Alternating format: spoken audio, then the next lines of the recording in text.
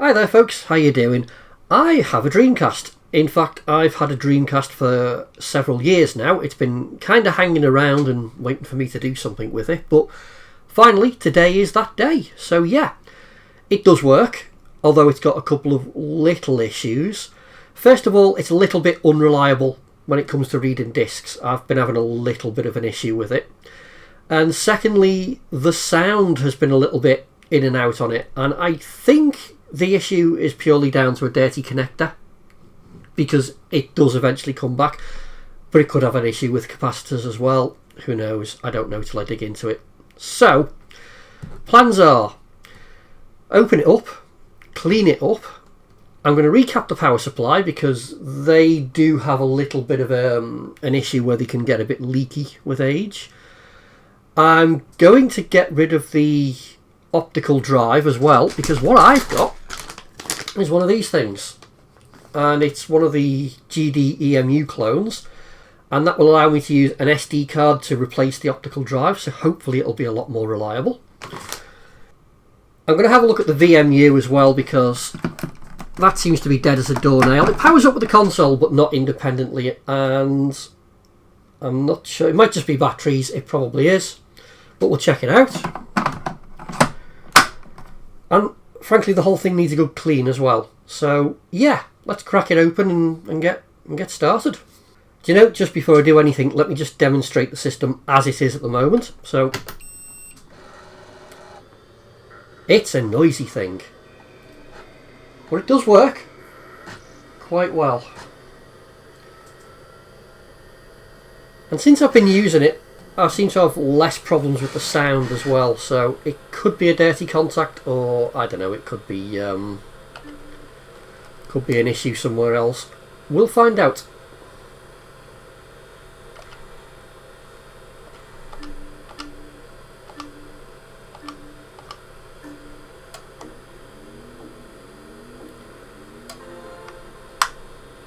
I mean, it seems to work just fine as it is. It doesn't always read discs though, it can be a little bit temperamental.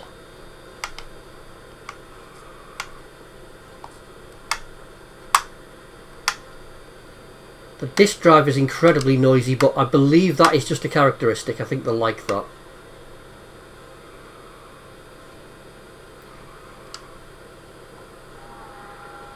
The picture's nice and steady, the game's running nice and smoothly.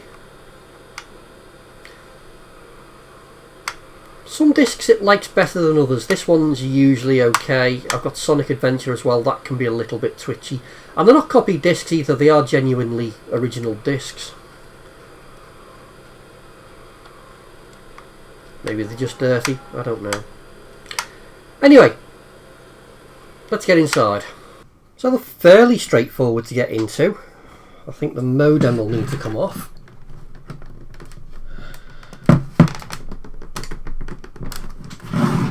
If it will let go.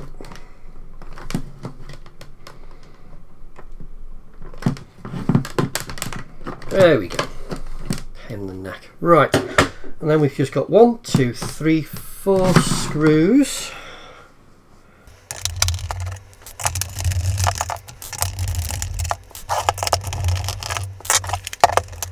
There we go.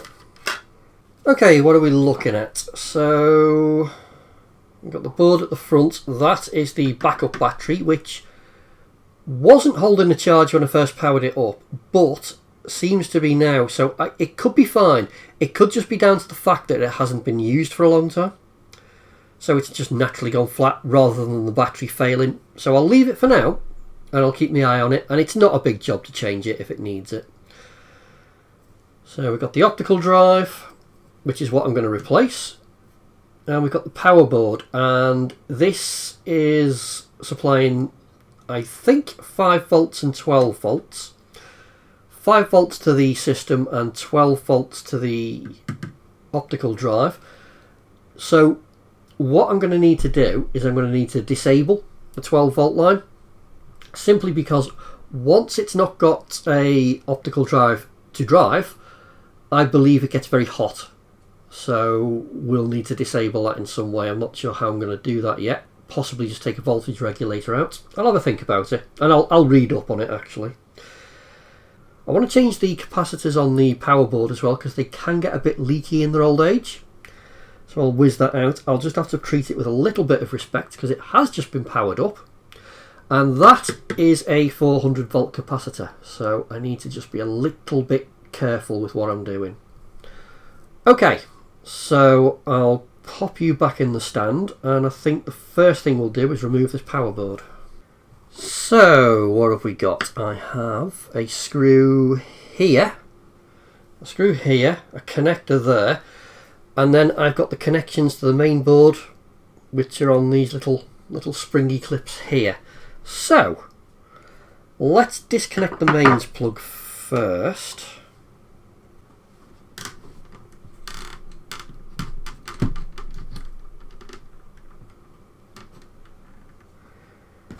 Take this screw out.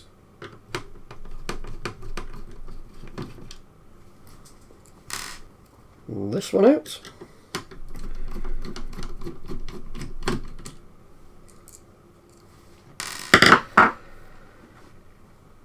And let's gingerly lift the board out. So I should be able to pull it off these prongs here. Just bearing in mind that it just has very recently been plugged into the mains, and these capacitors will have a charge. So let's try not to electrocute myself. Oh, there's a little clip here that needs undoing as well. So just pull that back and we should come free. There we go. It should just be a case of pulling upwards gently and we're free. Okay, one power board, and you've got the separation, you've got the transformer here, and you've got the main side and you've got the low voltage side here. These caps I'm not worried about. This one, yeah, that's a 400 volt cap. I really don't want to belt off that, to be honest. So we're going to discharge it before we go any further, because if, like me, you've had a belt off a high voltage capacitor, you know that sort of electric shock isn't funny. I have got, it is a high wattage resistor in a bit of heat shrink, and I'm going to use that just to short out this capacitor and bleed off the voltage. You can do this with a screwdriver and that'll work fine, but I'm not a big fan of dead shorts, so that's why I've used the resistor. So let's just be a little bit careful, and it may spark. It probably won't because there's a resistor, but let's just, there we go. That should be fine. That should be fine. In fact, I'll check it. Yeah, there's nothing on that. That's fine. Okay. Right, let me bust out the desoldering equipment and let's start changing some capacitors.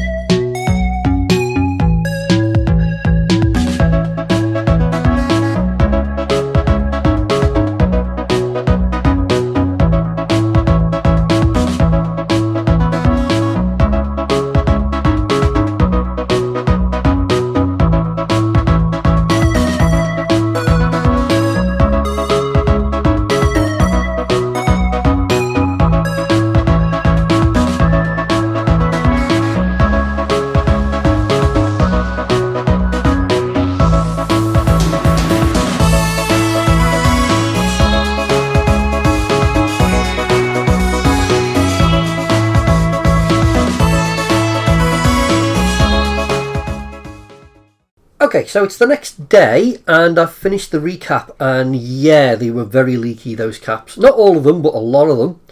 And you couldn't really see it until you got the caps off the board. But once you did, yeah, the mess was there underneath it, and of course you got that smell that comes from leaking caps as well. It's like a rotten fish smell. It was disgusting. But it's done. And I've had it back in the Dreamcast and it all seems to work just fine. I've cleaned it all up with IPA, so it should be good for another 20 years now.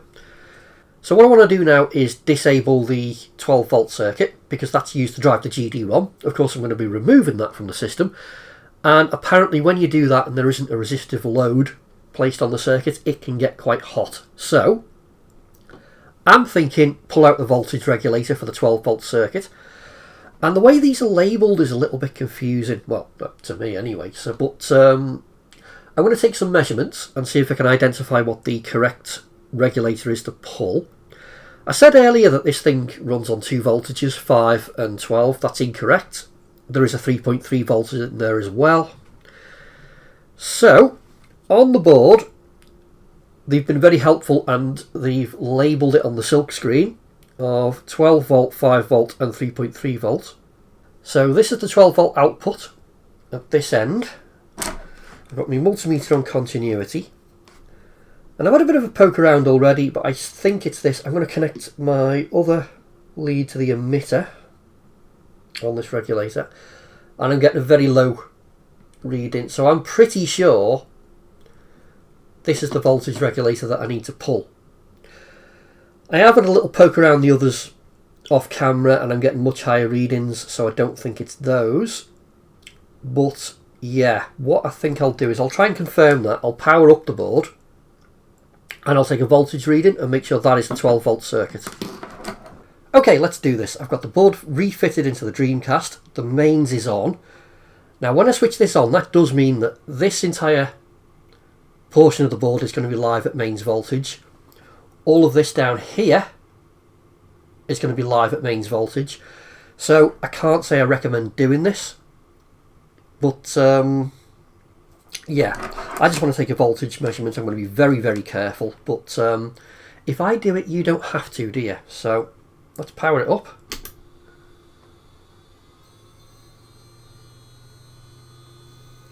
And let's see what the voltages tell me.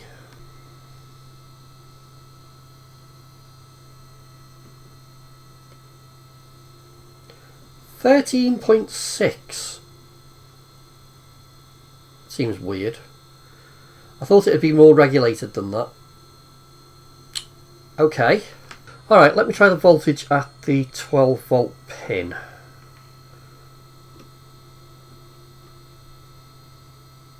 (13.6) again. I assume it's not that well regulated because all it's doing is driving a disc motor, but yeah. I'd say I'm pretty confident that that's the 12 volt regulator that I need to remove. There.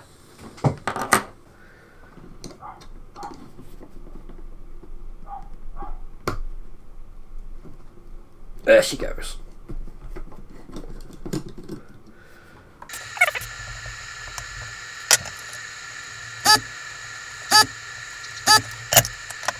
There we go.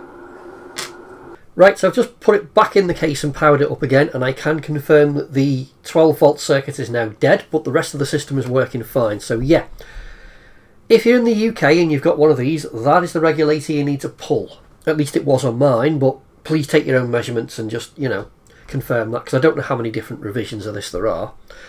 So yeah, so that's fine, we can move on. Let's pull the GD-ROM and get the SD card board installed. Yeah.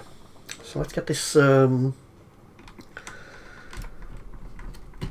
board out again.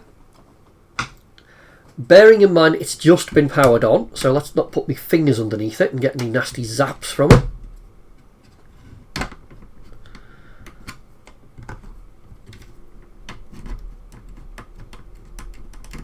Put that to one side. The protective insulator for the board.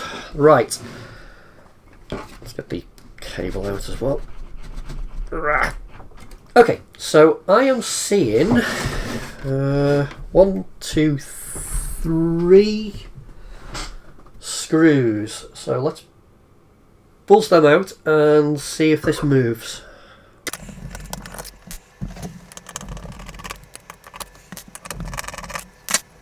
Yeah, seems to. That just unplugs. Wonderful. So I've got the board, which should just be a plug-in and we're done job. It comes with 3 standoffs as well. There's 3 holes in the board, so I don't think it takes a rocket scientist to work out where they go. So let's get those installed. Right, standoffs are in, so in theory I just plug this straight in now and that's it. There, that should be installation done. So the rest of it can go back together now. Alright, let's do it.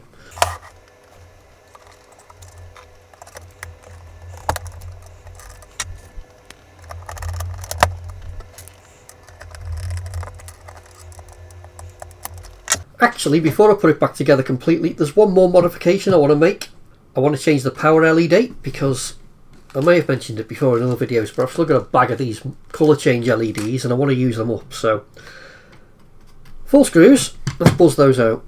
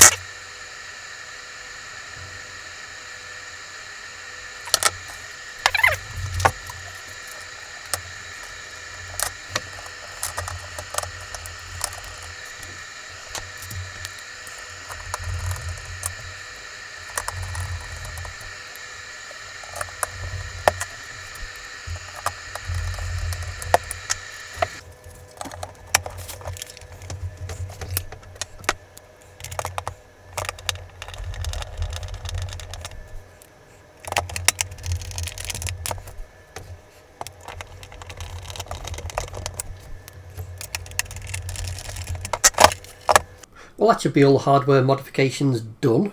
So if we have a look inside, we've got nice easy access to the SD card slot. So yeah, we're good. Reading online, everyone recommends with these you need a really good quality SD card, so I've bought the a SanDisk Extreme Pro. Hey, so I'll move over to the PC and we'll get this set up. Okay, so over at the computer, I've got my card in the card reader and I need to format it to a FAT32. But because that card is 64 gig, I'm not going to get the option to do that through Windows, so I'm using a separate program called FAT32 format. And yeah, this should allow us to format the whole card at 64 gig at FAT32. So I need to pick the drive, which I've got. Be careful of this because I don't think there's any error handling here, so if you pick the wrong drive you'll just format it. Allocation size, well let's have the whole lot. And start. All data will be lost, that's fine because there shouldn't be anything on it. Okay, that. And we're done. That's it. Finished. Okay, so on the card itself I've now loaded up a few games. And it's not quite as simple as just drag and drop, but to be honest, it's not that complicated either. First thing you're going to need to do is drop in the GDEMU. So you'll need to download a copy of that.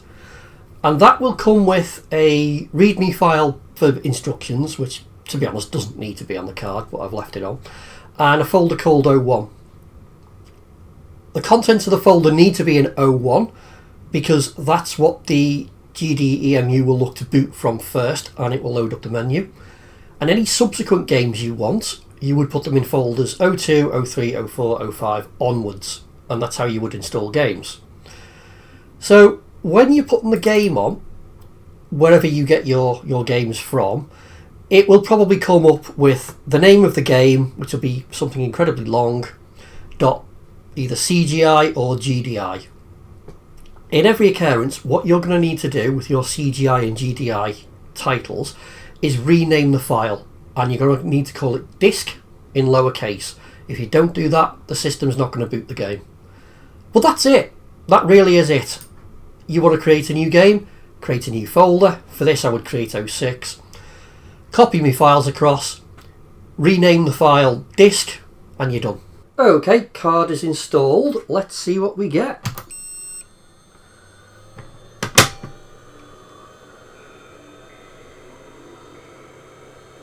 So far so good.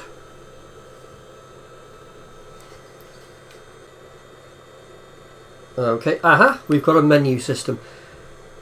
It's looking a bit greyed out, so I'm sure that should be more colourful than it is.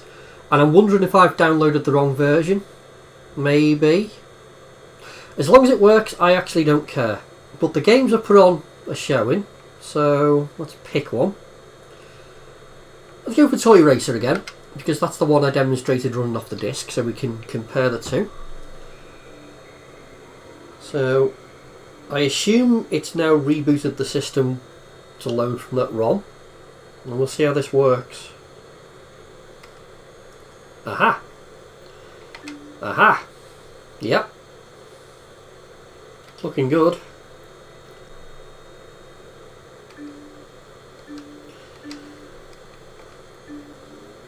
All seems good. This is playing absolutely fine.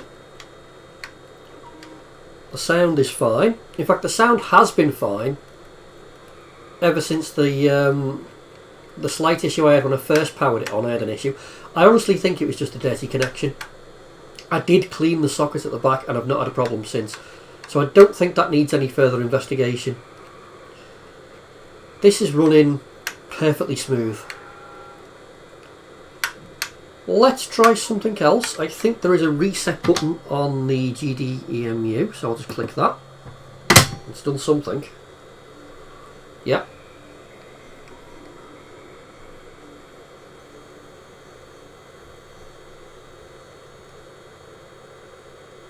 So I assume this will take me back into the menu. Looks like it. Yep. Crazy Taxi, why not? It's a classic.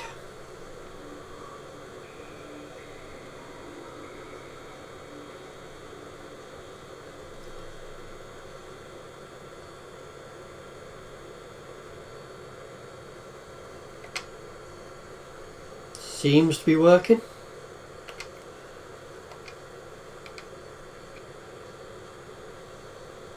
I think.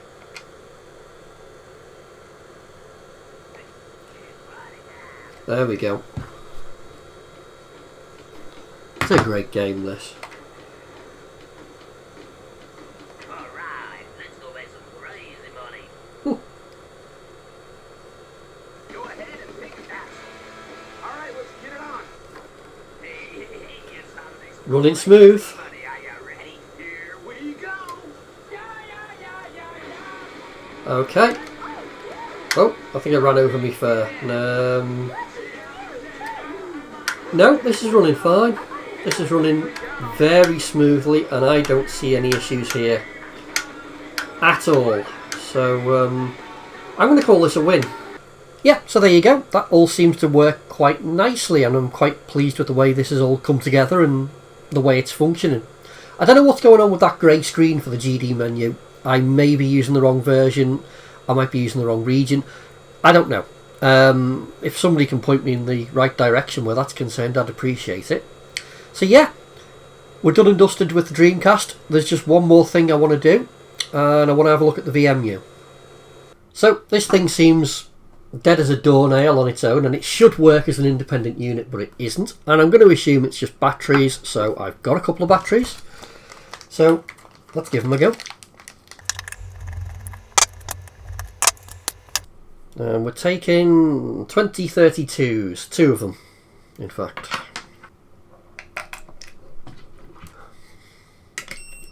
Oh, that was a bleep, but it's doing something. There we go.